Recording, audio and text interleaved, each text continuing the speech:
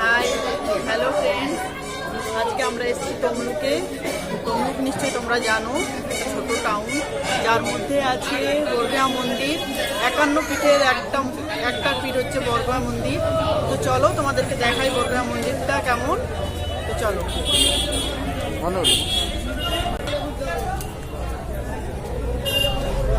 বন্ধুরা দেখতে পাচ্ছেন মন্দিরের সামনের দিকটা সোলার কাজ করা রয়েছে। আসলে মন্দিরের বাৎসরিক উৎসব চলছে, তাই জন্য এইভাবে সোলার কাজ করে সাজানো হয়েছে। এটা দেখতে পাচ্ছেন মন্দিরে ঢুকেই সামনের গেট।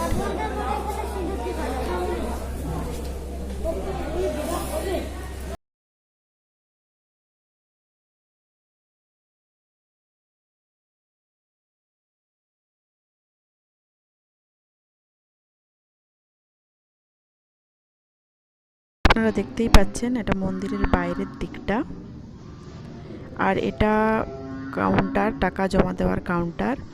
পুজো দেওয়ার জন্য যে দক্ষিণা জমা দেওয়া হয়, সেই দক্ষিণা এখানে যে যার সামর্থ্য অনুযায়ী জমা দিয়ে পুজোর থালি নিয়ে মেন মন্দিরের মধ্যে প্রবেশ করতে পারে।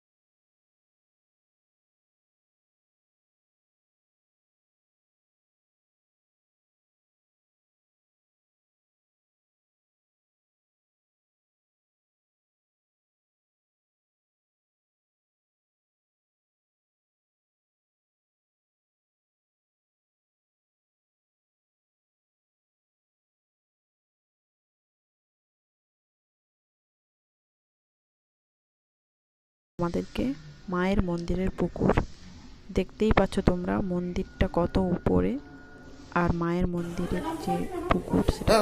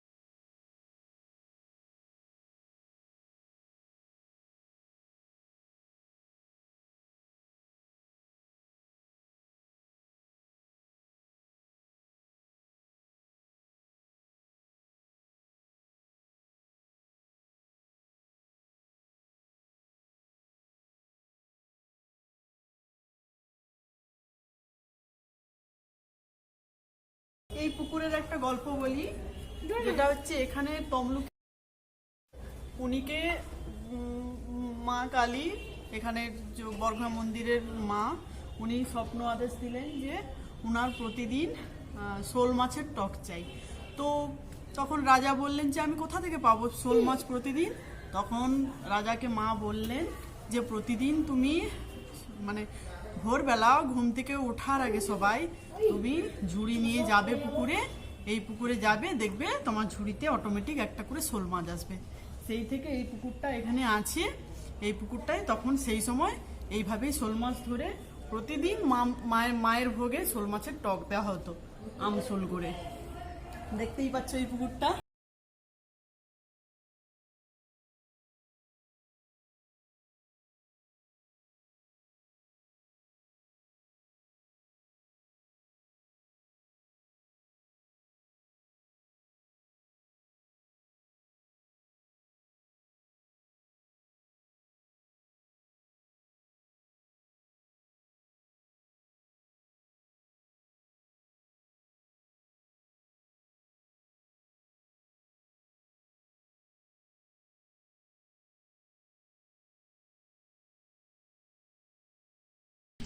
বন্ধুরা দেখুন, এখানে একটা গাছ আছে যেখানে অনেক ভাঁড়ের মতো কোনো জিনিস বাঁধা রয়েছে। আসলে এখানে ঠাকুরের কাছে যারা মানত করে তারা ওই পুকুরে স্নান করে এসে এইখানে ওই ভাঁড় জাতীয় কিছু বেঁধে দেয়, যাতে মা তাদের মনস্কামনা পূরণ করে। আপনারা দেখুন ভালো করে গাছটার মধ্যে কত পরিমাণে ওই ভাঁড় জাতীয় বাঁধা রয়েছে। আর এখানে সবাই সিঁদুর দিয়ে গাছটাকে পুজো করে, আমিও করেছি, আপনারা দেখতেই পাচ্ছেন।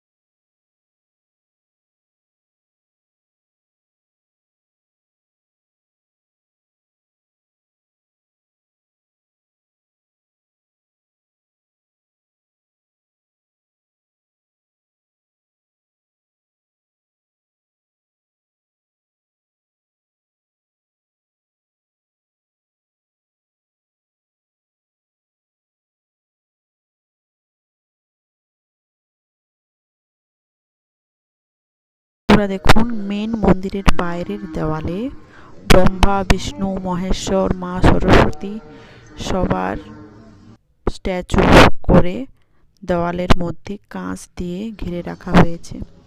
এটা মন্দিরের মেন মন্দিরের বাইরের দিকটা দেখুন ভালো করে, অনেক উঁচু মেন মন্দিরের বাইরের দিকটা এটা।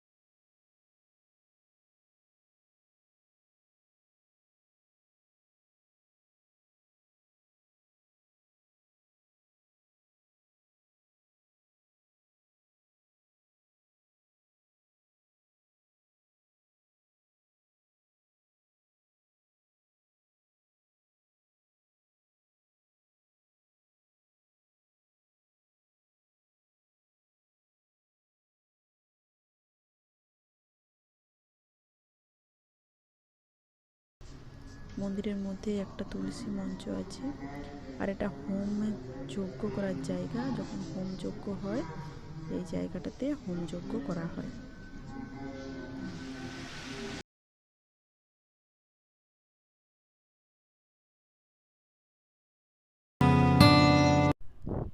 বন্ধুরা, এটা মন্দিরের মেন দরজা। এখানে সবাই দেখুন দাঁড়িয়ে পুজো দিচ্ছেন, কিন্তু খুবই দুঃখিত আমি আপনাদেরকে মায়ের মুখ দেখাতে পারলাম না, কারণ এখানে মায়ের ভিডিও করা বারণ আছে। তাই জন্য আপনাদেরকে মায়ের মুখ আমি দেখাতে পারলাম না।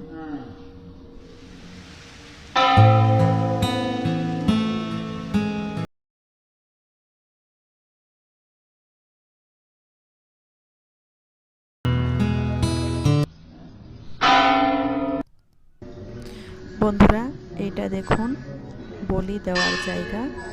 অনেকে পাঁঠা বলি দেওয়ার জন্য মায়ের কাছে মানত করেন। যখন পাঁঠা বলি হয় এই জায়গাটাতে বলি দেওয়া হয়। এখানে সবাই সিঁদুর দিয়ে প্রণামও করে।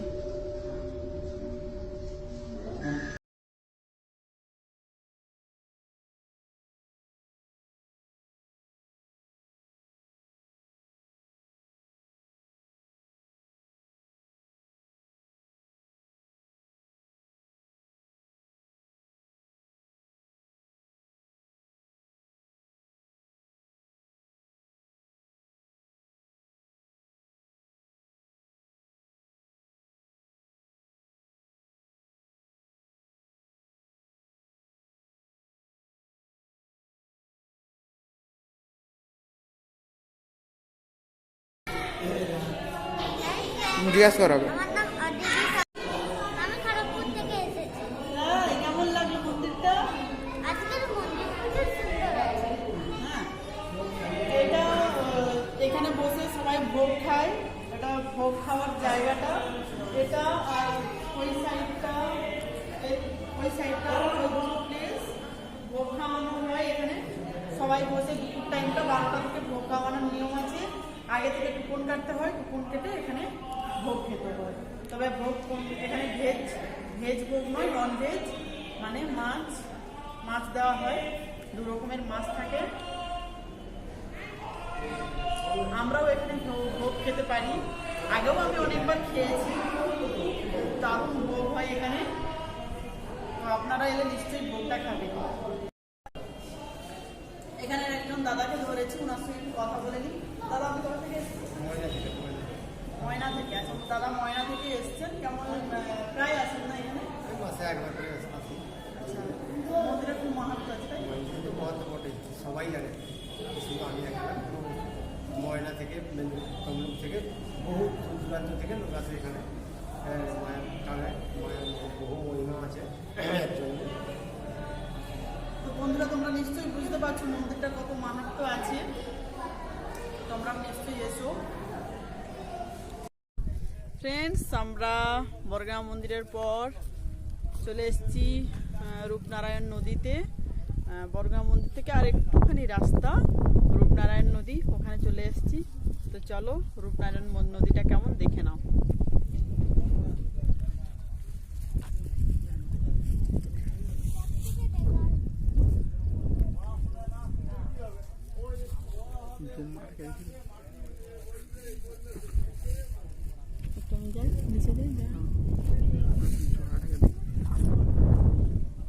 লোক টোক দাঁড়িয়ে যায় না। এটা সবাই কনফার্ম করছে, এটা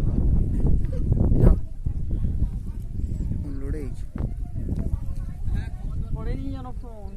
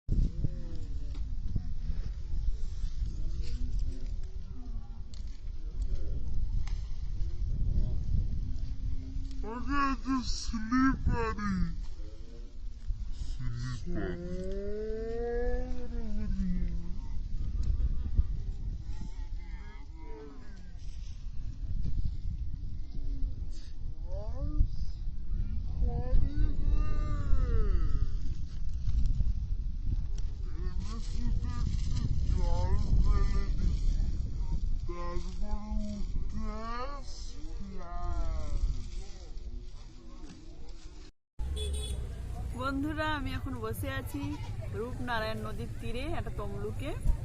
তো আমি আর ভিডিওটা টানতে পারছি না, এবার দুপুর হয়ে গেছে, বাড়ি যাওয়ার সময় হয়ে গেছে। তো আপনাদের যদি আমার এই ভিডিওটা ভালো লাগে অবশ্যই লাইক করবেন, শেয়ার করবেন, কমেন্টস করবেন আর অবশ্যই সাবস্ক্রাইব করবেন।